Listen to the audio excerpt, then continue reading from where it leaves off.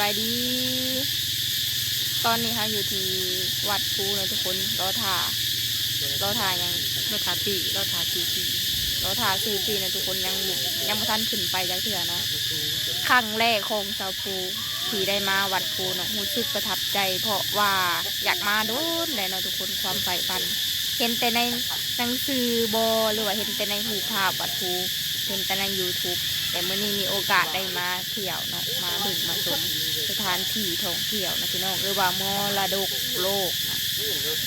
ได้ยินแต่คำสาคำลือเนาะสิบปากว่ากับโถตาเห็นนะพี่น้องปะ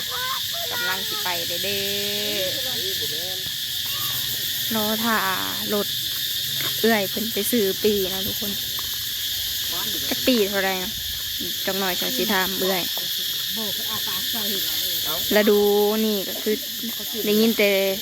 เสียงมันจะกระจั่นห้องสาวดาวเจ้าเคยมาจากเถื่อเลยสองเถื่อเลยเคยใช้ปีตัวนี้เกียนในไทยเป็นเกียนอะไรทุกคนมาหับเราไปซื้อปีครั้งแรกที่ได้นั่งรถแบบนี้เนาะรู้สึกตื่นเต้นมากซื้อปีแล้วก็มาขึ้นรถนะทุกคนไกลบ่จ้าวะจากพี่ผู้ฟ้าคือสีไกลเต๋อ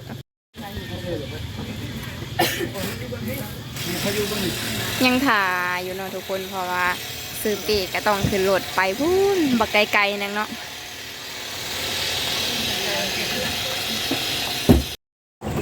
ซื้อปีแล้วเขาก็ต้องมาขึ้นรถนะทุกคนหลายคนอย่างนี้ครั้งแรกของซาปูที่ได้ขึ้นรถแบบนี้โอ้ยรู้สึกประทับใจหลายทุกคน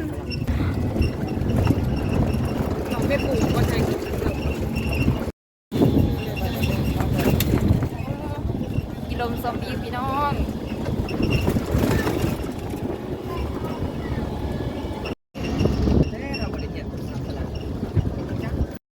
ลงแต่รถไฟนะมัน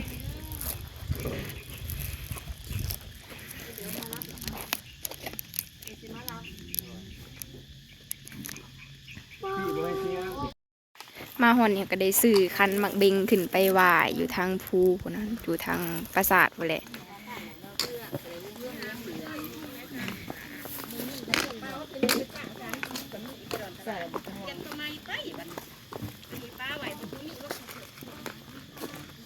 ย่างไปวันนี้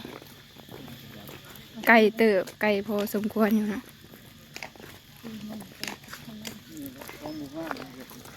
ใช้เครื่องนี่บอลโคบแค่เสือให้มันเล่น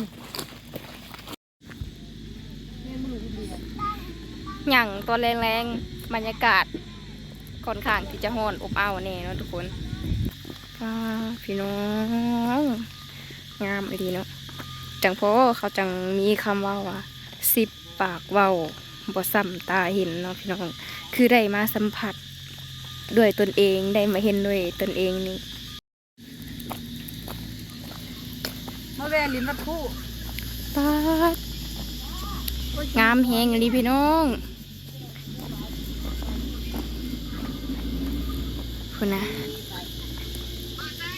วัดคู่ป้าประชาธิโกมันคำบางผู้จะมีค่ะได้เห็นแล้วพี่น้องคักเลย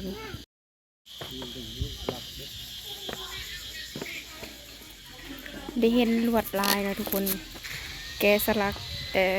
สมัยปฐมบูหารหมดเลย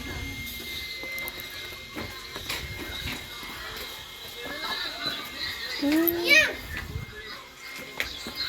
ถ่ายร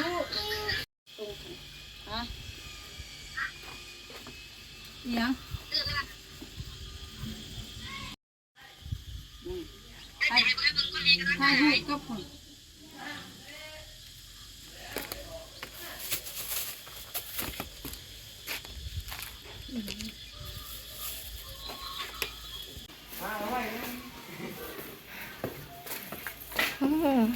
ผักอันนี้เนาะพี่น้อง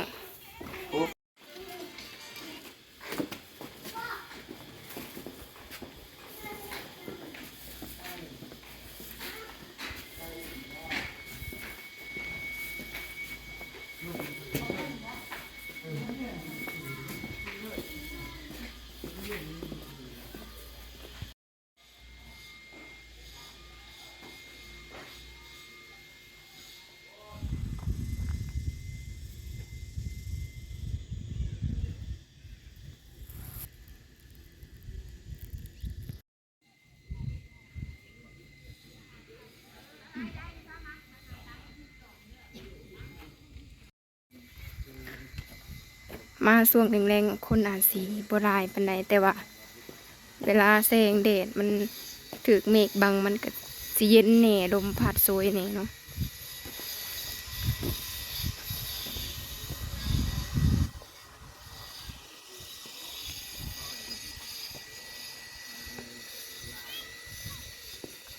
งดงามเลยเนาะพี่น้องแบบได้มาเห็นกับตาตัวเองนะค่อยๆย่างเนาะ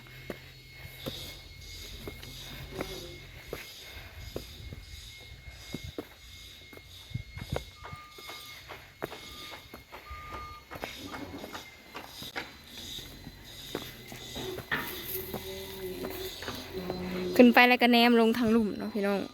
วิวงามเลยโคตรงามเนาะ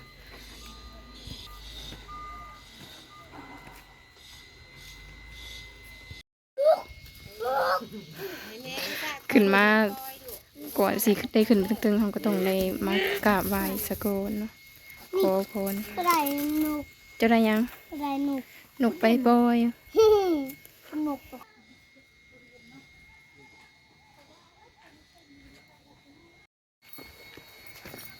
สูงเติบเนาะขึ้นมาทางนี้แห่งสูงขึ้นไปอีกเบิ่งแนมลงทางลม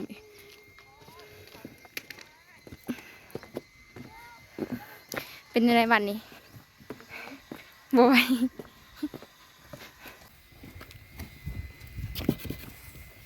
คนข้างมันจะสูงเติบเนาะตรงอย่างระวังอย่างนะทุกคนถ้ามันถูกขีดเนี่ย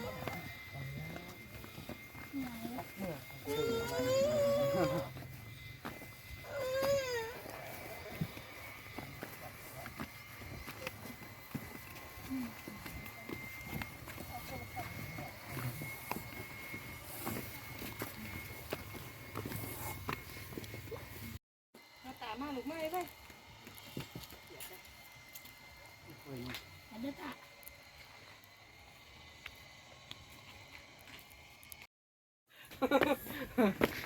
ตายเนี่ยโต เป็นยังไงล่าสุดร้านเงาะเดี๋ยวอองกันขึ้นหนทางสันๆนี่เงาะอยากซื้อนกไปปล่อยอีกป้าสันขนาดทุกคน โอ้ยกระดาษ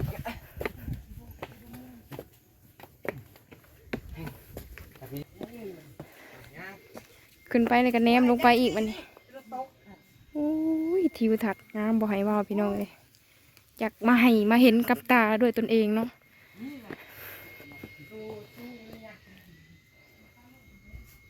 คาลงนี่จักสิซ้ำใดเนาะ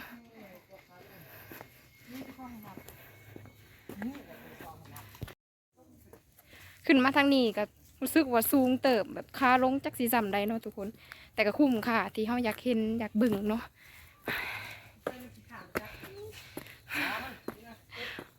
ไม่อยากให้เว้าเนาะก็เมื่อยแน่แต่ก็อดเอาเนาะอิ่มอกอิ่มใจเนาะพี่น้อง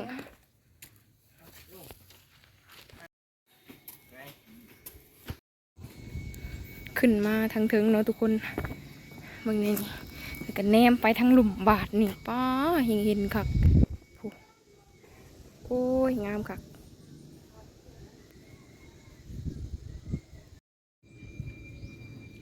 ขึ้นมาอยู่ถึงบรรยากาศเย็น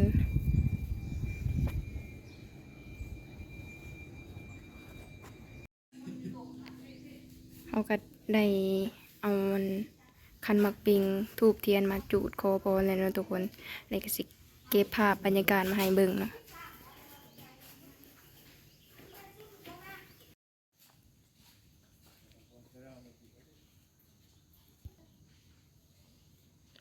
หินทุกหินได้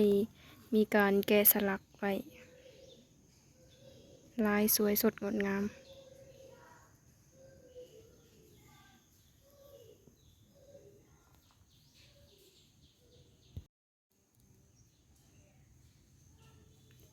ทางทึงจะเป็นหน้าผาเนาะทุกคนเบิ่งแหน่งามอะลี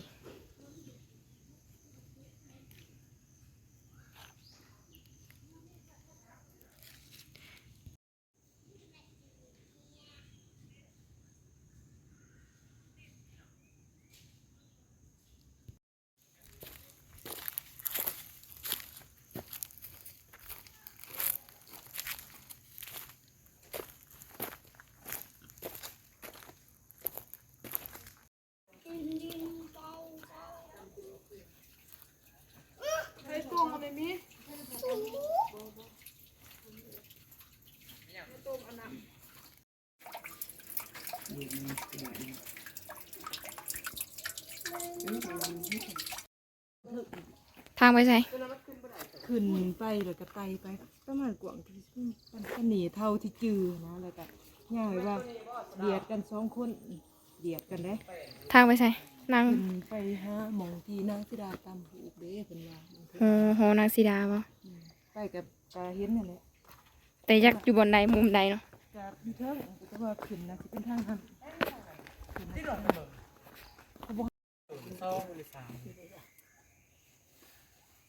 เอียนี่ออน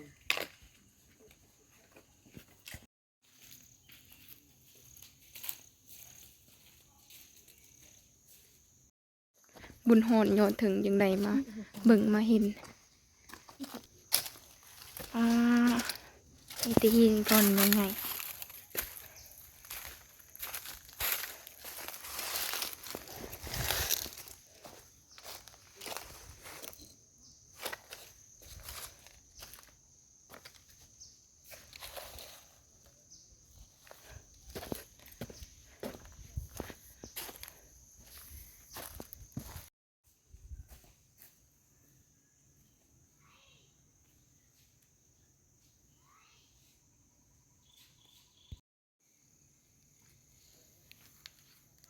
ได้เห็นทิวทัศน์ที่สวยสดงดงาม คุ้มค่ากับการที่เฮาย่างขึ้นมานะทุกคน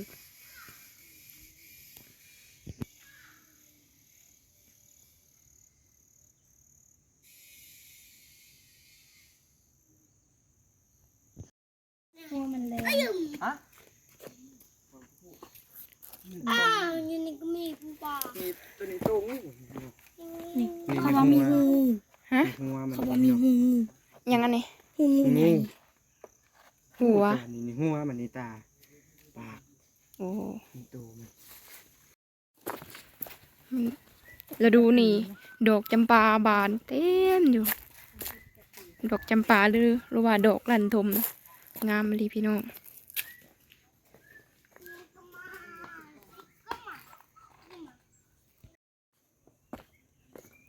ลงเลยพี่น้องรู้สึกว่าทางนี่ก็สั้นหลายเนาะถ้าเฮาได้นับบันไดมันก็สิเฮ็ดให้เฮามีสมาธิการนับอะไรก็บ่ได้แนมลุมๆเฮาก็สิบ่ตกใจปานใดก็ม่วนอยู่ตายแกะสลักนี่ยังเลาะบ่ฮอบแต่ว่ามันค่ำก่อน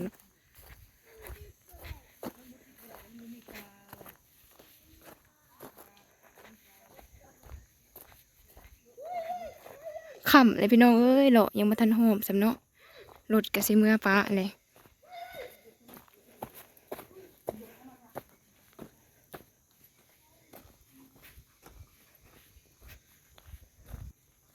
ยังบ่ทันเข้าโฮง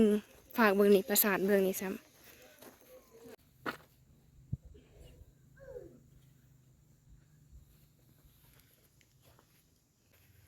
ถ้ามีเวลานี่เลาะฮอบนี่